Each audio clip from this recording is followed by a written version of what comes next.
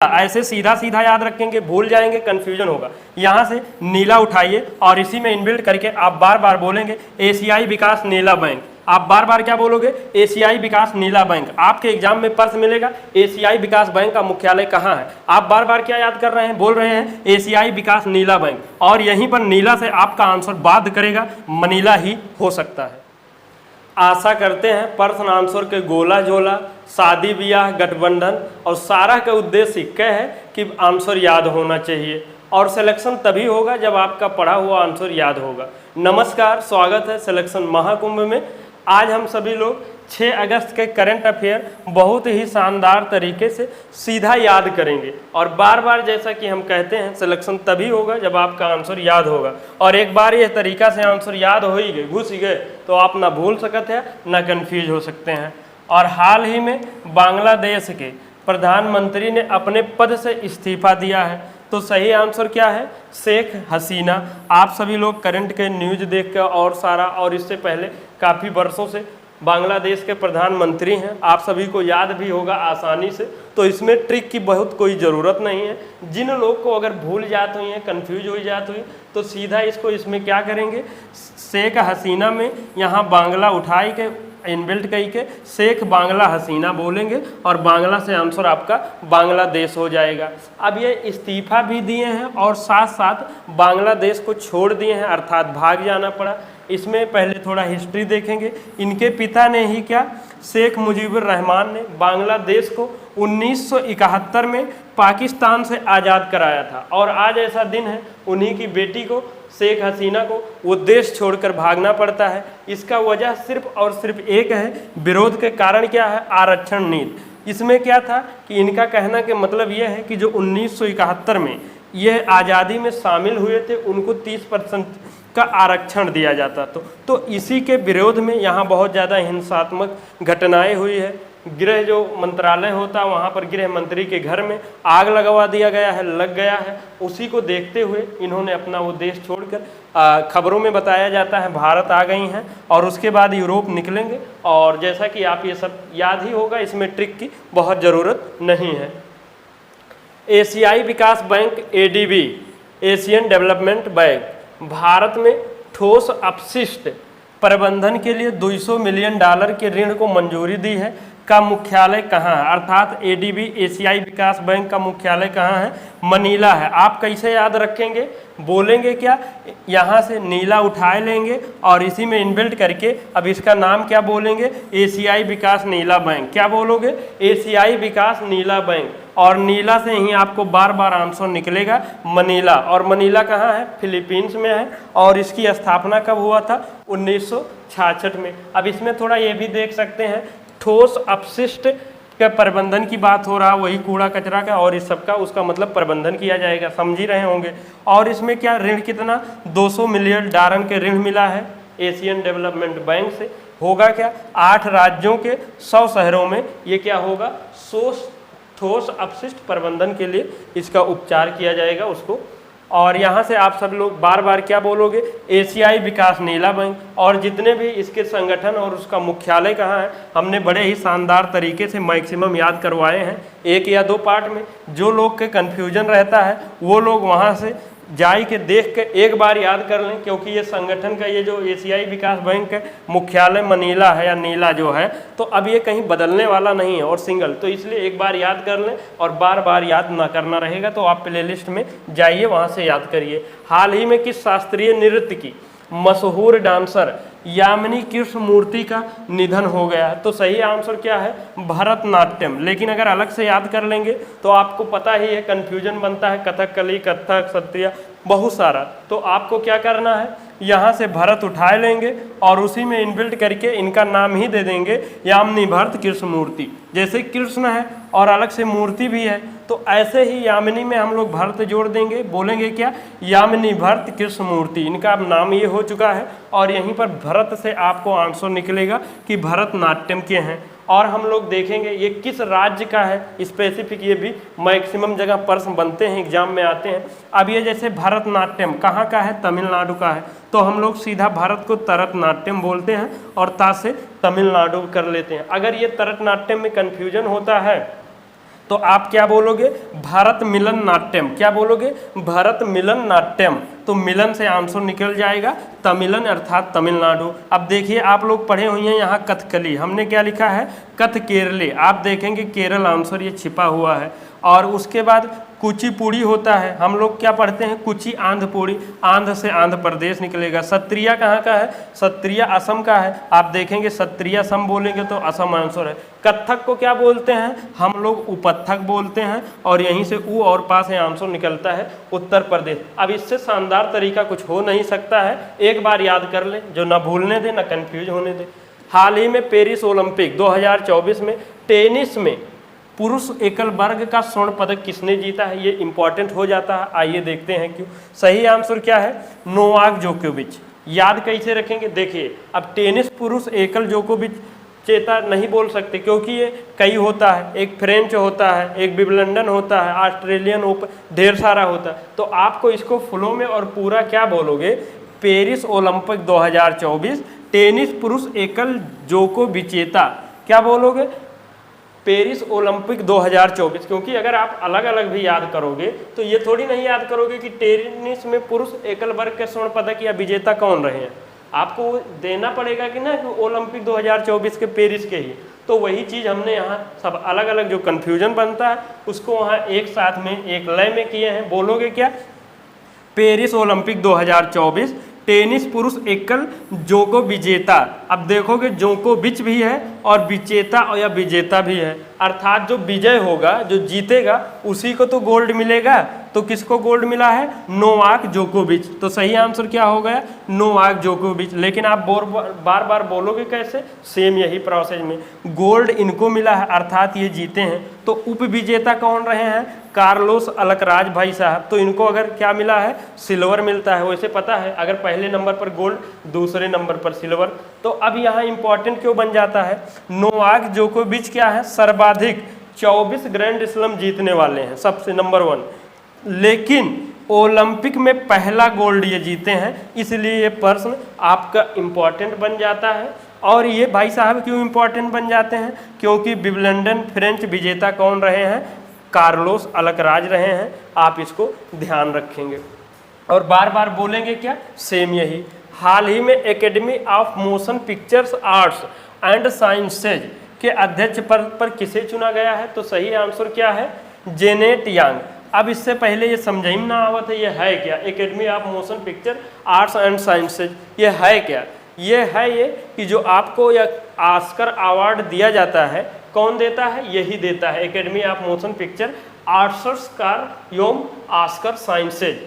ठीक, अब देखो, अब इसको अलग से ऑस्कर वाला याद करते हैं तो कंफ्यूजन होता है, तो हमने ऑस्कर इसी में इनबिल्ट करने की कोशिश किया है। अब आप क्या बोलोगे? और अध्यक्ष के पद पर कौन नियुक्त हुए हैं? जेनेट यांग। तो अध्यक्ष पर जेनेट ध्यक्ष कर दिए हैं। अब देखिए क्या आप बोलोगे? एकेडमी। और जिनको ये लगता है बकवास है, नहीं अच्छा, नहीं फ्रूटफुल है, खत्म है, ये आपका प्रश्न है, ये आपका आंसर है, और ये तीसरे बार हुए हैं।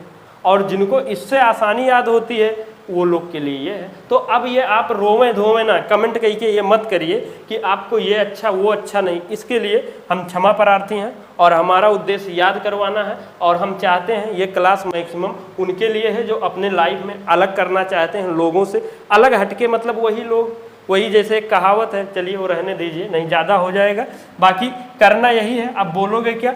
Academy of motion pictures arts Oscar, क्या आर्ट ऑस्कर योम ऑस्कर साइंसेज। ऑस्कर से बार यहाँ आपको यहाँ थोड़ा इनबिल्ट करने किया गया है कि ऑस्कर अवार्ड का ये है, दिया जाता है इसके द्वारा। और इसके अध्यक्ष कौन बने हैं? जेनेट यांग, यानी जेनेट अध्यक्ष। बार बार आप बोलोगे academy of motion pictures art Oscar योम ऑस्कर साइंसेज जेनेट ध्यक्ष, अर्थात जेनेट यांग इसके अध्यक्ष बने हैं। और आर्ट्स एवं ये वाला कौन? ऑस्कर अवार्ड इसके थ्रू दिया जाता है। बार बार आप यही बोलेंगे, लिखेंगे, तब जाके याद होगा।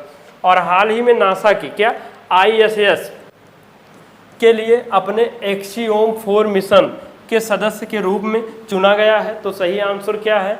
शुभांशु शुक्ला, प्रशांत बालाकृष्णन, और अर्थात बोथ आर, दोनों हो गए हैं A और B। इसको हम लोग इससे पहले एक बार और पढ़े थे। क्या? पहले इसको याद कर लेते हैं। क्या कैसे याद कैसे किए थे? एक्सियोम नासा 4 मिशन, अर्थात ये जो मिशन है ये इसरो का है, नासा ने उसमें सहयोग के लिए जो एक इसरो का 2025 में भारत का पहला मानवयुक्त गगनयान मिशन है, अंतरिक्ष में जो जाएगा, उसको हमने बहुत अच्छे से बताया था। उसी में क्या नासा सहयोग कर रहा है और उसके बाद इसमें सदस्य को क्या नियुक्त किया गया है, इसको ट्रेंड किया जा रहा है। तो आप यहाँ से समझ चुके होंगे कौन कौन है, शुभांशु शुक्ला और प्रशांत बालाकृष्णन। याद कैसे करेंगे, यहाँ से शुभांशु जी को उठा लेंगे और प्रशांत जी को उठा लेंगे। बोलोगे क्या, axiom NASA for Shubhanshu Prashant mission. 2 ये हो गए हैं, 4 बताया गया है, 4 रहेंगे भी, तो 2 जब अगला और है तो उसको यहाँ पर इनबिल्ट कर लेंगे। और ये है क्या, ISS अंतर्राष्ट्रीय स्पेस स्टेशन, क्या इंटरनेशनल स्पेस स्टेशन के लिए इन्हें 2 लोगों को चुना गया है। अब आप सभी लोग इसको ध्यान रखेंगे।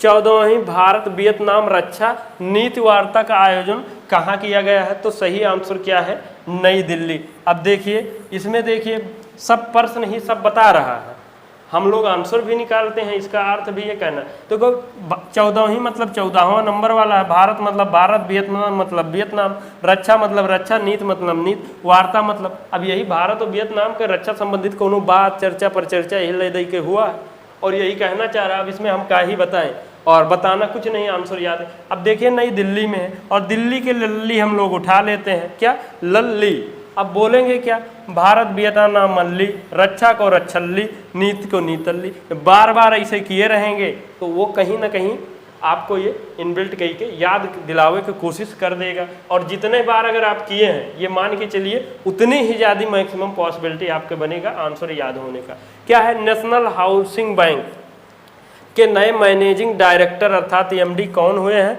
सही आंसर क्या है, संजय शुक्ला। अब देखिए क्या है, पहले इसको याद करेंगे, हाउसिंग को क्या बोलोगे, यहाँ संजय आंसर है। अब उठाए के इसी में क्या बोलोगे, नेशनल हाउस संजय बैंक।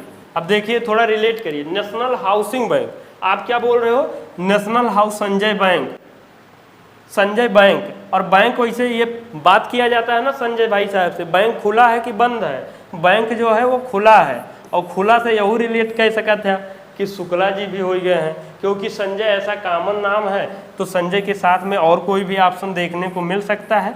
आप इसको अगर याद करना चाहते हैं क्या बोलोगे, नेशनल हाउस संजय बैंक जो है वो खुला है और कौन बने हैं, MD हैं। और इसका हेडक्वार्टर कहाँ है, न्यू दिल्ली में। इसका आप थोड़ा सा इसे शॉर्ट में काम समझ लें, जैसे RBI होता है सभी बैंकों को रेगुलेट करता है, लाइसेंस देता है, रद्द करता है, सेम इसका भी काम है। जो इतने भी हाउसिंग संबंधित उस सबसे रिलेटेड ये क्या करता है, उसके पॉलिसीज को लाइसेंस देता है, रिजेक्ट करता है, परमिशन देता है, यही है क्या, नेशनल हाउसिंग बैंक। भारत और रूस के मध्य हुए क्या है, समुद्री साझेदारी अभ्यास MPX जिसको बोलते हैं। भारत के किन नौसैनिक जहाज ने भाग लिया है, तो सही आंसर क्या है, INS तंवर ने यहाँ पर भाग लिया है। अब इसको पहले सही आंसर याद कर लेते हैं फिर आगे बढ़ते हैं। देखो क्या है मेन, ये समुद्री साझेदारी अभ्यास जिसको MPX बोलते हैं, और MPX के फुल फॉर्म क्या है, मैरीटाइम पार्टनरशिप एक्सरसाइज। ठीक, अब देखिए इसको अलग अलग से क्या याद कर सकते हैं, समुद्री साझेदारी अभ्यास किसके किसके, भारत रूस के मध्य में हुआ है और भारत की तरफ से INS तंवर ने भाग लिया है। ये तो हो गई एक नॉर्मल प्रोसेस। अब यहाँ अलग वाला जो 5G वाला है, अब वो क्या कह रहा है, आप ऐसे बोलना है, यहीं से भारत भी उठाना है और रूस भी उठाना है और तंवर भी उठाए देना है और सब उठाई के यहीं में मिक्स सब खिचड़ी कह देखे। क्या बोलोगे अब, समुद्री साझेदारी भारत रूस अभ्यास, क्या बोलोगे, समुद्री साझेदारी अभ्यास को क्या बोल रहे हैं आप, समुद्री साझेदारी भारत रूसाभ्यास, भारत रूसाभ्यास। अब देखें समुद्री साझेदारी अभ्यास और रूसा से मतलब एक रूस हो गया और ये अभ्यास हो गया, और भारत अर्थात ये भारत भी हो गए, और जो INS तरब यहाँ भी आप देखे हैं, यहाँ पर आपका ये तरब भी हो चुका है। अब देखें यहाँ एक B अलर्ट के लिखा हुआ है, जान लिया नहीं तो कंफ्यूजन हुई। जो ये समुद्री साझेदारी अभ्यास होता है इसका कोई फिक्स नहीं है कि रूस के साथ हुई, फ्रांस जापान जेका पाएगी वो नहीं से उठाई के साथ में कैले हैं। तो एक का ध्यान रखिए, जो भारत और रूस वाला हुआ इसमें तरफ ने INS भाग लिया है। यहाँ देख सकते हैं रूस, फ्रांस, जापान, इंडोनेशिया, ये जेका पाएगी वो नहीं के साथ में ये अभ्यास हो सकता है। आप ये वाला ध्यान रखेंगे। निम्न में से किस मंत्रालय ने कक्षा 6 से 8 तक के छात्रों के लिए बैगलेस डे के लिए दिशा निर्देश पेश किए हैं। तो सही आंसर क्या है? शिक्षा मंत्रालय। अब यहाँ से वैसे भी क्लियर हो जा रहा है कि कहीं ना कहीं शिक्षा मंत्रालय से, लेकिन कहीं अलग पार्टीशन किया कौन सा, और शिक्षा में नीति आयोग कर दिया या और CBSE कर दिया, UGSC, तो यहाँ थोड़ा कन्फ्यूजन हो सकता है। इसलिए यहाँ पर शिक्षा उठाई के आप इसको अब क्या बोलोगे? छात्रों के लिए बैगलेस शिक्षा डे। क्या बोलोगे? छात्रों के लिए बैगलेस शिक्षा डे। और शिक्षा से ही आपका आंसर क्या निकलेगा? शिक्षा मंत्रालय हो जाएगा। अब देखिए क्या है, ये कक्षा 6 से 8 के लिए है। आप लोगों का एक ऐसा शुभ अवसर आएगा कि 10 दिन खाली मतलब स्कूल जाएग रही, बैग वैग ना लेके जाएग रही, कापी किताब ना रही, अर्थात घूमे वाला टूर कराया जाए, मजा वाला, जो बच्चों के लिए बहुत ही अच्छा रहेगा। उद्देश्य उसमें क्या रहेगा? अवलोकन आधारित शिक्षा। मतलब वहाँ पर आप देखो, दिमाग लगाओ, ये कैसे क्या, कहीं भी वहाँ पर मतलब जैसे कुम्हार, बढ़ई, लोहार, कुछ भी संबंधित सोनार टाइप में, मतलब किसी भी प्रकार के वहाँ उद्देश्य है कौशल विकास करवाना है। इससे पहले हम लोग एक कल क्या पढ़े थे?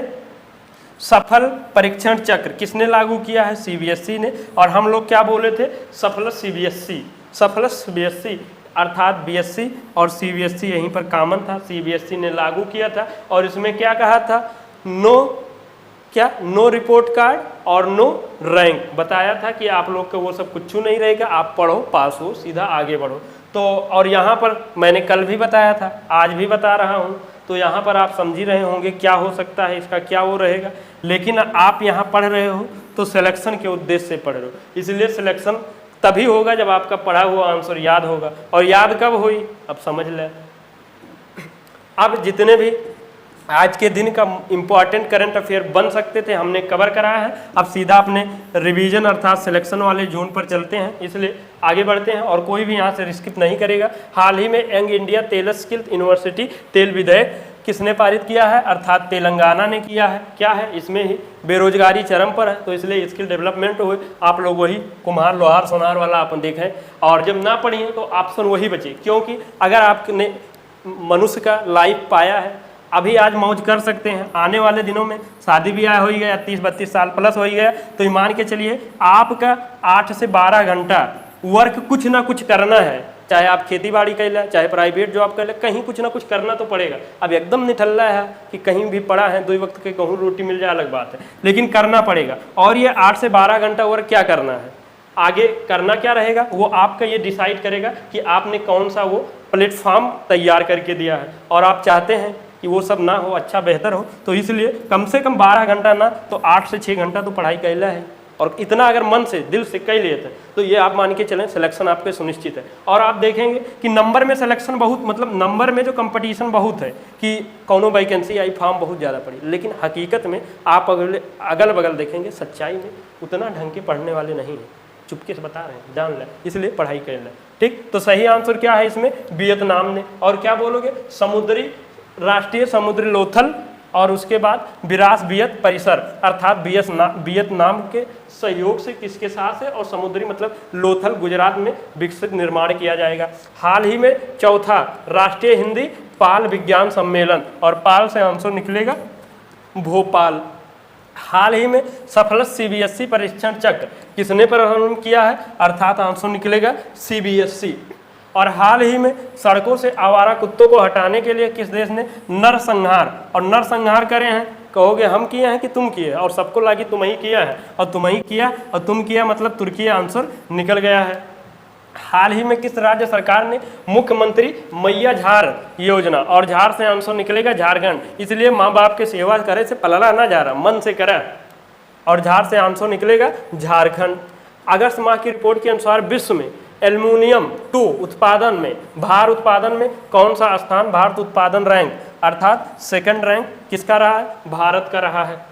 वर्ष 2024 का चौथा यूनिकॉर्न बनने वाला स्टार्टअप क्या है? सही आंसर क्या है? रैपिडो है। भैया ध्यान से सुन लिया, चौथा नंबर जो है ये रैपिडो ही है। आप इसको किसी ने कमेंट किया था, ये तीसरा नंबर है। आप कोई भी चीज़ कमेंट करने से पहले एक बार आप भी क्रॉस चेक कर लिया करिए, थोड़ा भी हमें भी सुविधा होगा।